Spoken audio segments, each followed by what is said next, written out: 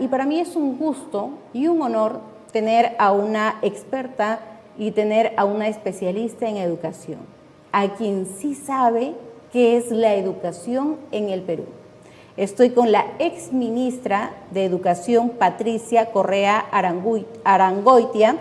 Ella también, aparte de exministra, formó parte del equipo técnico que diseñó de manera participativa el proyecto educativo nacional al 2021.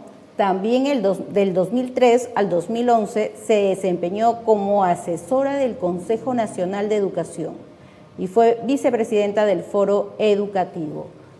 La verdad que es un honor tenerla en el programa. Buenos días, muchísimas gracias por aceptar nuestra invitación. Buenos días, Mayra, encantada en un programa además que todos los días intentan hacer pedagogía política, abrir el debate, y creo que eso es un mensaje importante en un país en el que la información muchas veces no es transparente y necesitamos sobre todo que la población acceda a esa información que tú compartes desde diferentes puntos de vista. Muchísimas gracias. Yo creo que para ser político, para ser profesional, primero tienes que ser un buen ser humano, y eso lo refleja, si usted me permite, antes de entrar al tema educativo, y de repente, si el ministro de Educación lo invitamos a ver la entrevista para que aprenda un poquito, no le haría nada mal. Usted entró en el gobierno de la señora Dina Boluarte del 10 de diciembre al 16 de diciembre, donde renunció y donde tuvo palabras como las que voy a citar: la violencia de Estado no puede ser desproporcionada y generadora de muerte. Esta fue la frase por la que usted prácticamente renunció. Así es. Los hechos que ocurrieron en diciembre del 2022 podían haber tenido otro curso. Si es que el gobierno en ese momento, en su conjunto, hubiese tenido claro cuál es la responsabilidad de un Estado frente a una situación de violencia que no es la primera que ha vivido el país. Tenemos una historia dramática de violencia, pero también tenemos lecciones aprendidas. Lamentablemente se optó en ese momento por el camino equivocado. Jamás el Estado puede ser generador de violencia, de ningún tipo. Cuando uno hace eso, cruza una línea, que ya la cruzamos antes, y sabemos cómo terminan quienes cruzan esa línea. Primero, no se asumió una responsabilidad política. Las manifestaciones, siendo violentas, Mayra, pueden tener respuestas de un Estado que además tiene la información para poder tomar decisiones. Y eso es lo que no ocurrió, lamentablemente. Nunca debió ocurrir luego de los hechos sucedidos, los trágicos hechos en Ayacucho, que renunció en ese momento al no tener respuesta. Nunca debió ocurrir el 9 de enero, donde hoy justo conmemoramos Juliaca. Y justo también el 15 de diciembre fue la masacre en Ayacucho. Un día después usted renuncia, y eso hace mérito a que podamos decir que un buen profesional primero es una buena persona con criterio y con ética moral, sobre todo para defender sus principios y sus ideas ante un gobierno que en ese momento actuaba represivamente. Así es, Mayra. Pero además es importante lo que dices, porque los ministros de Estado tienen responsabilidad política también en esto. No somos ministros del sector nada más, somos ministros de Estado, es decir, claro, tomamos decisiones sobre todos los demás temas. Y creo que eso es importante para quien quiera ejercer el gobierno o, digamos, tenga la oportunidad. Tomamos decisiones y, por lo tanto, esa responsabilidad tiene que ser asumida, cosa que no ocurrió en ese momento. Junto al ministro, en ese momento, el ministro de Cultura, Yair Pérez, renunciamos, y creo que si en ese momento hubiese habido mucha más fuerza... ¿Considera que fue la mejor decisión? Por supuesto, no me queda la menor duda. Nunca ningún cargo puede justificarse, puede justificar la muerte, mucho más viniendo del Estado, que es el responsable de proteger, ¿no?, en todo sentido a la población. Ahora, entrando ya al contexto educativo, que es algo que nos preocupa muchísimo porque estamos en enero y siempre se espera prácticamente la última semana, los últimos 15 días para ver si los colegios están en buen estado, si es que falta acomodar, arreglar, o si simplemente no hay educación para tantos niños y no vemos hasta el momento alguna actuación. ¿Qué se ha avanzado? ¿Qué se ha hecho? Para mí se ha retrocedido, lamentablemente. Creo que les falta al gobierno y al ministro de Educación conocer en realidad cómo es la educación. Yo me he chocado, señores, con personas, con madres de familia que llorando me decían, se quedó sin vacante mi hijo y no tengo cómo hacerlo estudiar. ¿Qué educación está brindando el gobierno de la presidenta Dina Boluarte al Perú? Mayra, vamos a hablar desde este punto que muy inteligentemente estás planteando. Aquello que el padre y madre de familia que nos está escuchando ahora siente la necesidad de que su hijo entre a la escuela. Para preparar el año escolar 2025 hemos debido tomar como país decisiones en mayo del 2024, inmediatamente después de haber concluido el inicio del año escolar y haber hecho un balance. No podemos esperar a enero, febrero para anunciar cómo va a ser el año. Entonces, más allá de las directivas que puedan salir, la preparación no solo implica el tema de infraestructura, que es un tema central. Nosotros tenemos un déficit de infraestructura millonario en el país. Y casi todos han tirado la toalla porque estamos hablando de 174.000 millones de soles. 174.000 millones de déficit en infraestructura educativa. Ahora, eso se acrecienta más en los contextos rurales, donde efectivamente la brecha es muchísimo mayor, ¿no? Allí tenemos más o menos un aproximado de 60.000 millones, pero estamos hablando de escuelas pequeñas, unidocentes, multigrado. Y he querido empezar por el tema de infraestructura porque nosotros somos un país sísmico. La tragedia es que si ocurriera algo, algún sismo de gran magnitud, que esperemos no ocurra, vamos a tener a las escuelas y a quienes están en ella en ese momento como las principales víctimas. Porque no solo estamos hablando de agua, de desagüe, estamos hablando de infraestructura en su conjunto. Y permítame, si hablamos de infraestructura, las últimas palabras que tuve por parte del ministro, que espero algún momento me dé una entrevista, lo dudo, para él tenía una educación perfecta, había conectividad, había una educación muy buena, estaba considerado dentro de la ODS como los primeros lugares, cuando sabemos que no es así, si no está en el último, está casi en los últimos lugares, pero no hablaba de una realidad de la que nosotros hemos palpado, y sé que usted está involucrada y le agradecemos profundamente, de las residencias estudiantiles. ¿Queremos hablar de educación? Hablemos de la verdadera problemática. Residencias que todavía tienen este nombre de residencias, a unas, ni siquiera son de techo propio, perdón, de techo de material noble, sino son amoldadas con el material usado, ¿no?, en esta zona, que no tienen ni siquiera instrumentos, carpetas, nada. Son residencias que es una burla llamarlo así. No existe educación para ellos, no tienen agua, luz, desagüe, mucho menos equipo tecnológico y nada de internet. Es absolutamente cierto lo que dices. Nosotros en el país, lamentablemente, hemos ido generando servicios educativos, aprobando plazas docentes en función de la demanda de la población. Y ese es el caso de las residencias, sobre todo en las Amazonías o en la Amazonía, ¿no? Y el ejemplo que tú pones claramente demuestra que cuando un padre de familia, que así han empezado a construirse las residencias, es que al no tener una escuela cercana para nuestros niños en la secundaria, ¿no?, lo que se ha hecho es, los padres han buscado un punto, ¿no?, donde había una escuela y han ido generando ellos solos, han ido construyendo con los materiales de la zona las residencias. Ese ha sido el inicio de lo que hoy llamamos residencias. No es que haya existido una política para señalar qué niños, qué niñas no tienen acceso a la escuela y allí construye una institución educativa. O sea, fue una iniciativa prácticamente de los padres de familia al ver la necesidad que hicieron esta modalidad, no del gobierno. Así es. Y eso luego el Estado lo reconoce, pero la inversión ha sido en docentes. Se ha intentado hacer en algún momento ya sobre la precariedad, llevar, por ejemplo, camas, servicios, que también han sido decisiones que se han tomado, lamentablemente, como muy lejanas a la realidad. Pero ese es solamente hablar, Mayra, de infraestructura. Lo importante en todo esto, que tiene que ver con las condiciones para hablar de una educación de calidad, tiene que ver con el bienestar. Y es algo que el Estado también abandonó. no solo abandonó, sino que se ha acrecentado la brecha. Si yo le hago la pregunta, ¿cómo está la educación del Perú en este momento? ¿Cuál sería la visión que usted me podría responder? Yo creo que está en picada. Esa es mi definición. No estamos hablando de una situación, de una crisis que se mantiene. No, estamos profundizando la crisis y no estamos haciendo nada.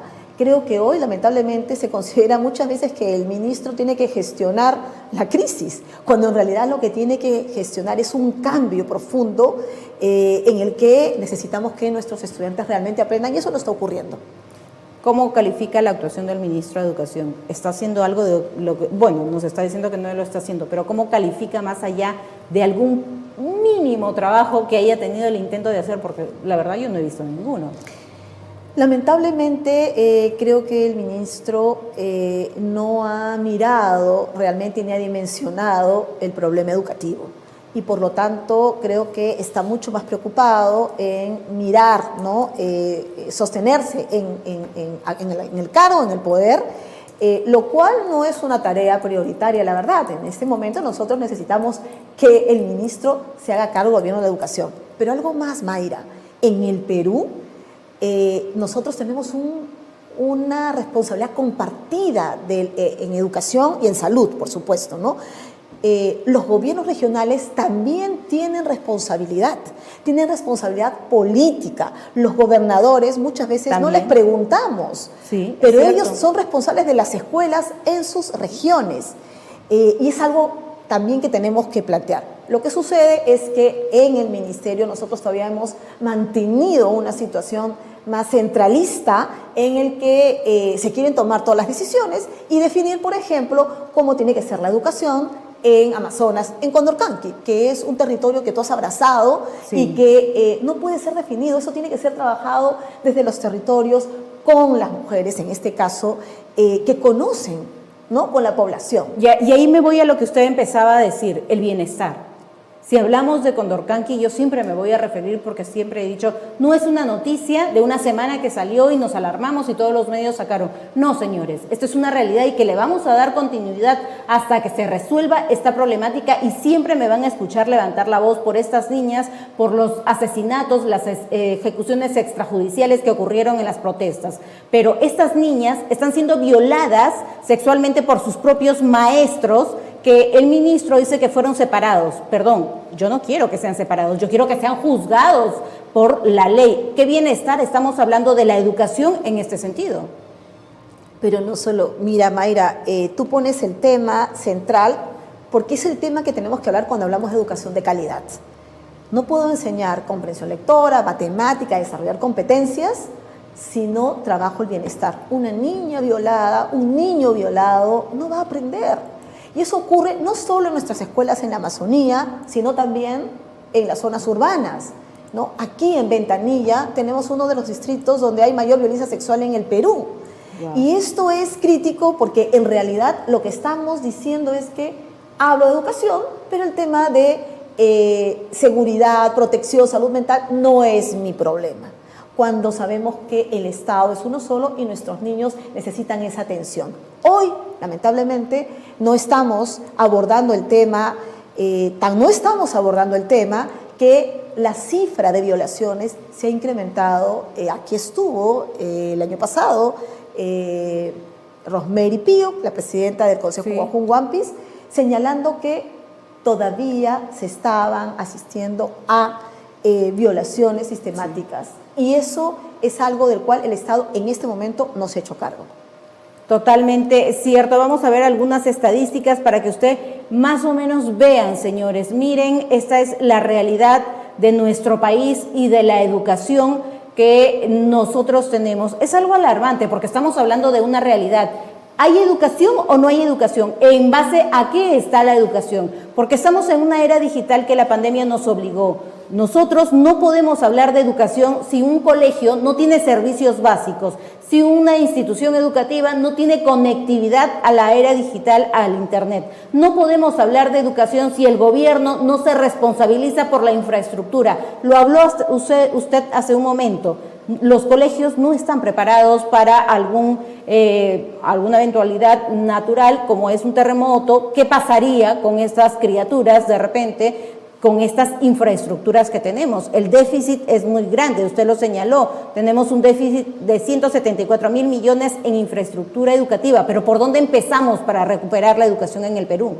Buena pregunta, Mayra, y muy inteligente. Nosotros tenemos datos, somos un país que maneja datos, pero no tomamos decisiones sobre los datos. Y creo que empezar significa hacer algo que hasta hoy no se ha hecho. Esta tarea no basta solo con la responsabilidad del Estado, requiere un concurso, y hablo Estado, gobierno nacional, gobierno regional y gobiernos locales. Y ahí hay una primera tarea. Ese liderazgo hoy no tenemos que articular un trabajo. ¿Por qué? Porque el gobierno local invierte en educación también, pero lo hace de una manera sin articularse a los gobiernos regionales, que también tienen recursos para infraestructura, que tienen recursos para educación, y con el gobierno nacional. Cada uno va por su carril. Necesitamos tener ahí una estrategia.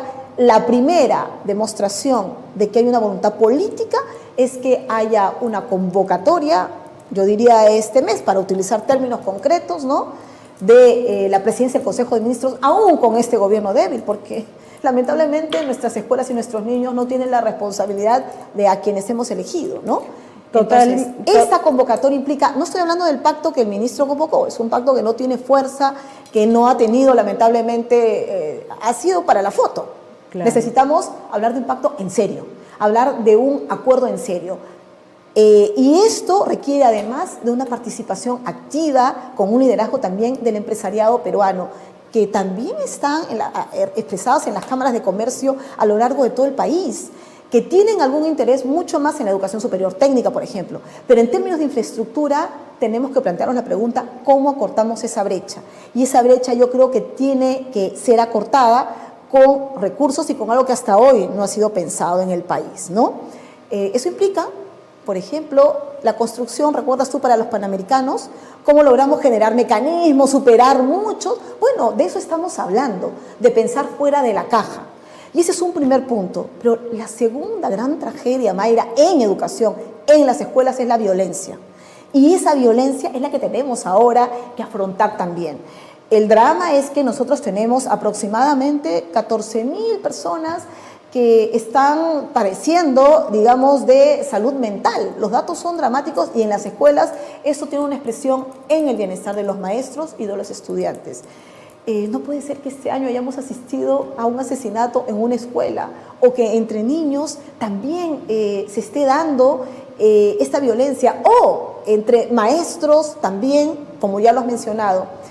Pero eso tiene que ver con algo que conversábamos en la previa, es la pedagogía política que tienen los medios de comunicación, y la responsabilidad que tienen los medios de comunicación y los políticos. Exacto. Si un político no asume la responsabilidad política de una muerte, ¿cómo puedo decirle a mis estudiantes que no asesine, que no sea violento? Esa es nuestra tragedia hoy. Si hoy la presidenta saliera a decir, la señora Boluarte saliera a decir que realmente se equivocó a pedir perdón y no el mensaje que hoy está trasladando, creo que la historia sería distinta. Y necesitamos no podemos esperar nada, lamentablemente, hoy de un Congreso que tenemos al frente, que está actuando como un ejecutivo, porque ha tomado decisiones en contra también de la educación. Totalmente de acuerdo. Creo que no podemos arreglar algo cuando ellos mismos están dañando la educación del Perú, cuando tenemos como presuntas evidencias o presuntos hechos delictivos desde el más alto poder. ¿Cómo decirle al país que recuperemos los valores, la ética, todo lo que se ha perdido, si no vemos eso en los padres de la patria, los congresistas, en el Ejecutivo? Ahora, el Ministerio de Educación ha recibido un gran incremento de presupuesto para el año 2025. ¿Por dónde debería empezar? ¿Qué debería hacer? ¿Qué es lo que se debe hacer? ¿Cuáles son los 3 ejes importantes para superar el estado crítico de la educación en el Perú? Creo que hay 3 elementos fundamentales en los cuales se tiene que invertir. Uno primero es en el bienestar. Nuevamente, la atención, y esto implica también hacer de las escuelas espacios rápidamente acogedores. Y esos espacios acogedores tienen que ver con introducir en las escuelas públicas, sobre todo, prioritariamente, los componentes del arte, el deporte como espacios liberadores para nuestros niños. Lamentablemente hoy nosotros tenemos profesores de matemática haciendo educación física, ¿no? Sí, es cierto. Entonces necesitamos tener una inyección. Yo creo que tenemos que romper esa pared dura.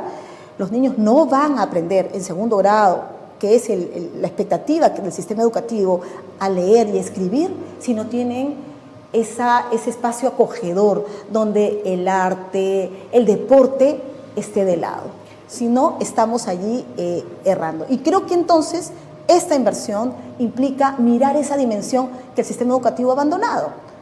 ¿Eso qué va a llevarnos también? A tener estrategias de reducción de la violencia.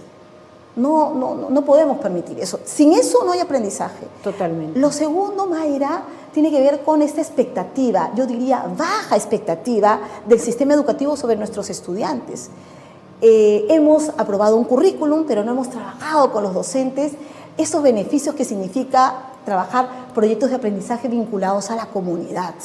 Y ahí tenemos que hacer una inversión. No estamos hablando solo de una capacitación, sino estamos hablando de aquello que el maestro siente que necesita, y eso implica un trabajo articulado con los maestros, distinta a la que hemos hecho hasta ahora. Y en tercer lugar, creo que hay que invertir en un tema de infraestructura, y allí yo diría que no es un presupuesto solo del sector educación, es un presupuesto del Estado peruano. En algún momento hablábamos, un ministro de Educación, una ministra de Educación no podría hacerse cargo de una infraestructura, que es un tema muy específico, debe ser parte de esa infraestructura de un ministerio distinto que asuma el tema de infraestructura para que desde educación más bien se promuevan los aprendizajes, los proyectos de vida. Y no hemos hablado, Mayra, de la educación superior, donde ese tránsito tiene que ser garantizado desde la primera infancia. Y antes de hablar de eso, y de repente lo dejamos también para otro momento, pero me encantaría seguir teniéndola porque me gusta que mis televidentes entiendan y puedan analizar, ¿no?, cuál es el problema del país. Nosotros mostramos con las entrevistas la problemática, pero también buscamos soluciones. Hemos hablado de la educación. Yo hablaba hace unos días con una persona que estimo muchísimo, que es una gran docente.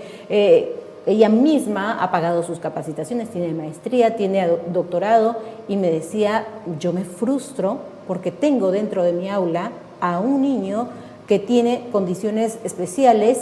Cómo lidiar con ellos, cómo trabajar con ellos, yo me tengo que concentrar en él, porque lamentablemente hace bulla y tengo que enseñarle porque no quiero que quede en otro nivel, a diferencia de mis otros alumnos. Y eso no nos enseñan a nosotros, tenemos que buscar capacitarnos para poder darle esa enseñanza. Hemos hablado de la educación regular, pero esta educación prácticamente de estos pequeños que deberían ser reconocidas y deberían tener más oportunidades es casi precaria o no existe.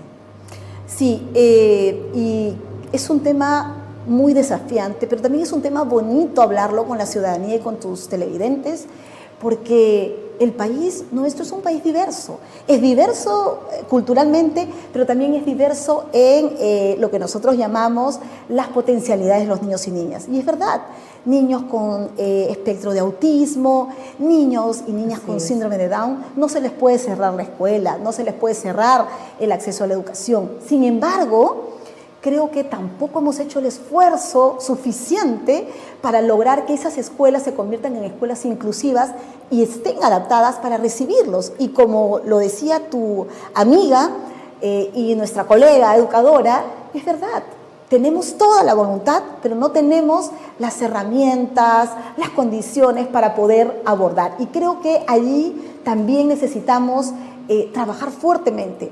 Lo que no podemos hacer es que las escuelas sean, yo digo, guetos, ¿no? Y guetos territoriales donde, por supuesto, hoy lo son. Tenemos colegios particulares o privados, ¿no?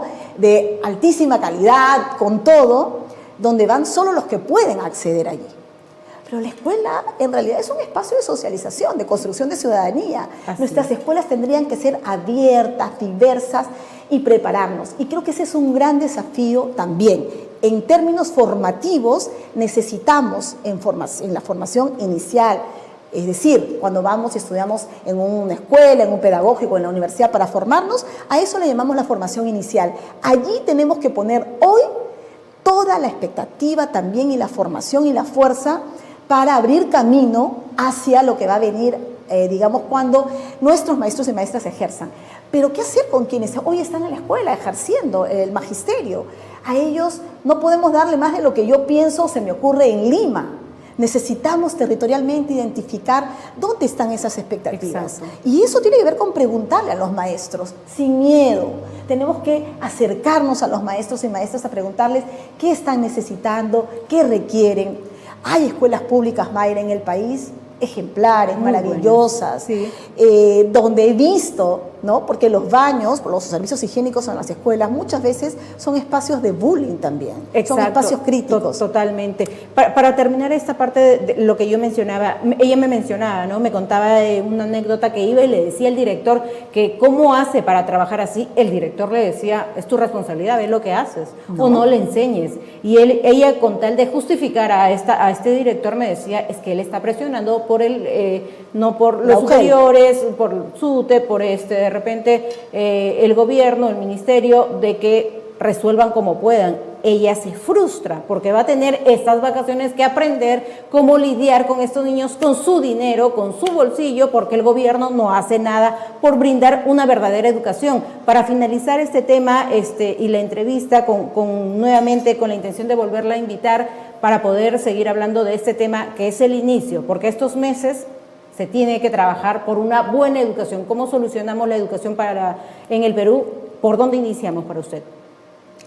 Yo creo que en este momento, si queremos cambiar la ruta que lamentablemente hemos tenido en el 2024, es tener un cónclave, ¿no? De los responsables, gobierno regional, gobierno nacional, alcaldes en los territorios, para reconocer cuáles realmente son las brechas y cómo resolvemos para garantizar que nuestros niños, niñas, adolescentes, el primer día de clase estén en sus aulas con sus maestros, con sus materiales y en condiciones, sobre todo este año, de bienestar. Creo que ahí hay que ponerle el foco. Nuevamente, si no tenemos bienestar, no va a ocurrir nada, Mayra.